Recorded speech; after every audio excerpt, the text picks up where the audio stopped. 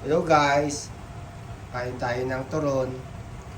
Meron ditong sinipag magluto at gumawa ng kanyang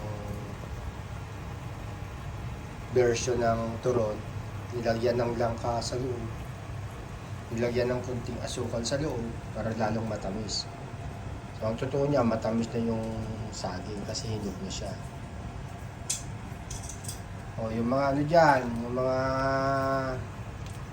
malapit sa Max Balo dyan. Sa Max Balo po, marami pong saging na saba. So, kain tayo, enjoy natin to. Masarap. Paminsan-minsan lang to. Pamantalahin natin habang may saging na sabangan. Mga ilang pagtaglamig na, wala na naman to. Ano naman tayo?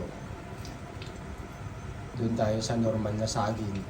So, sana tuloy-tuloy na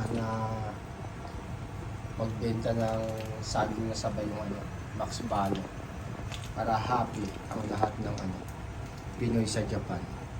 Salamat guys!